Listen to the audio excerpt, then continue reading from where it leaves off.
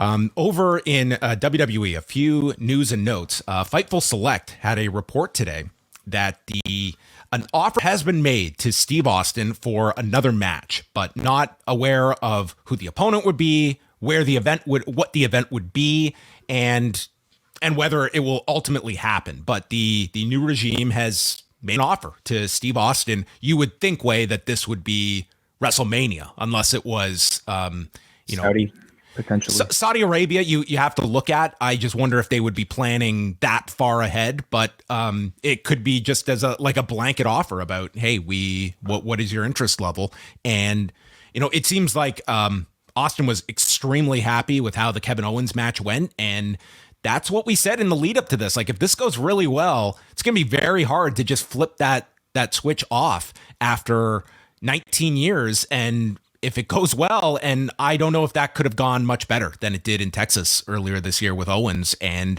he's going to be 58 next month. So it's not like you've got another 19 years to ponder about doing another match. Now's the time, and it's unbelievable money that is probably staring at him, and that he's not a guy that is worried about money at this point in his life. But at the same time, it's ridiculous amounts that he's probably staring at. And when you have the example, it went through, and you look great. That's obviously going to motivate people. He posted an Instagram video recently showing his workouts. I can't play it in the browser here, but showing that he's still in incredible shape, carrying on from, you would assume, the level he was at WrestleMania. And, John, once the seal is broken, what else? What are you left protecting here? The man was concerned, I would assume, maybe for all those years about harming his legacy, came back and, was in a very different style of match. But nonetheless, I think for a lot of people, one of the highlights, if not the highlight of that year's WrestleMania, both nights. So, I think that probably gave him a lot of confidence. And also, there's no real risk. He could come back and have a bad performance, but I also don't think he's going to. I think there are enough sort of ways you can craft a wrestling match to make him look great, maybe do a brawl style. I would like to see him have a proper match. And if he's coming back and if he's, looking for a good money deal coming off of it, I feel he's probably quite confident that he could do more than what he even did at WrestleMania.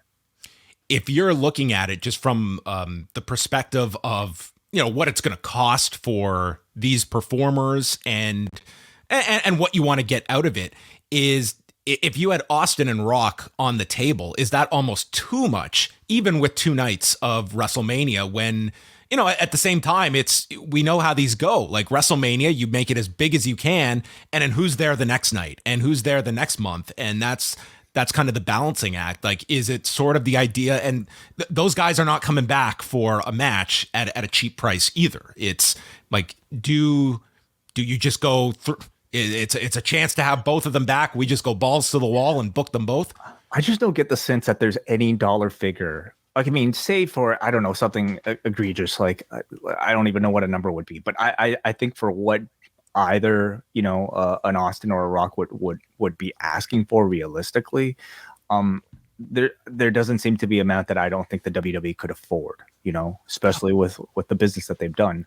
They can afford it, but it's just, when you look at the economics of it, we're getting a flat amount from Peacock. And these shows are going to sell out. The tickets have been they have got off to tremendous starts. So obviously there is, many, many benefits to having these, and overall interest in your product will be so high. And maybe you're looking at it from that strength. Hey, that's right around the time that these television negotiations are heating up. Having Austin and Rock on our television, even sporadically, is only going to intensify our general awareness that we go all out, because maybe that's what they're looking at. It's not about selling tickets or even Peacock subscriptions. It is just look at the buzz that they got this year coming out of Mania with everything. Like it genuinely helped their profile. And if you had a Rock and or Austin attached, come next March, WWE is going to be at a very high popularity peak.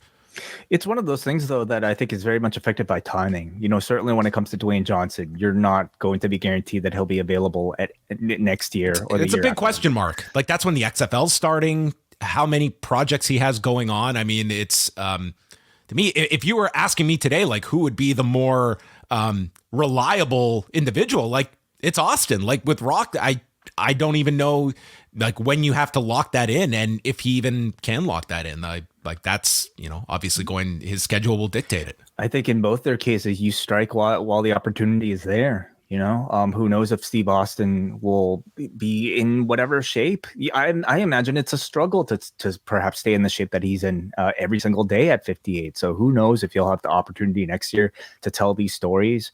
If they're available, I would say absolutely do them. The only question is whether or not it would be a WrestleMania or another show. Some injury. And who would get the spot? Well, that's the other option. It's, with Dwayne, I think everyone knows what the destination would be. With Austin, it becomes a more interesting question. Like, do you go the dream match route with like somebody else? Do you go with, it's going to be, I think ultimately what Austin is looking for is somebody that can be at the level or above of what a Kevin Owens was, who was a fantastic opponent for him. And, that was 20 years ago. His hesitancy with doing the Hogan match was the idea that it just like, that's as big a match as they could have booked in 2002. And it was Austin's reluctance of like how that match turns out. So, if you've got like a shorter list at that point where, whether it's a Seth Rollins, whether it's a AJ, that's kind of the level. Like, I think you want someone that can talk, but ultimately someone that you can like an Austin can't get away with 4 minutes. Like, I think you need to do something close to what they did with Owens earlier this year. That is, a full match, even with the smoke and mirrors that they had with the no holds barred aspect to it. Is there anyone that jumps out at you that would be that person? I'm trying to think of like, characters that I feel would fit that sort of dream match, level. If a John Cena is available, do you pull that trigger? I mean, it's a huge match. They're both guys that aren't going to be around the next day, but nonetheless, it's arguably the biggest match you could possibly make. I mean, Dwayne Johnson, Roman Reigns aside. And it's sort of a dream match of, franchise players from two different eras finally meeting. But do you stand to gain any value beyond that one night or that run up until that night?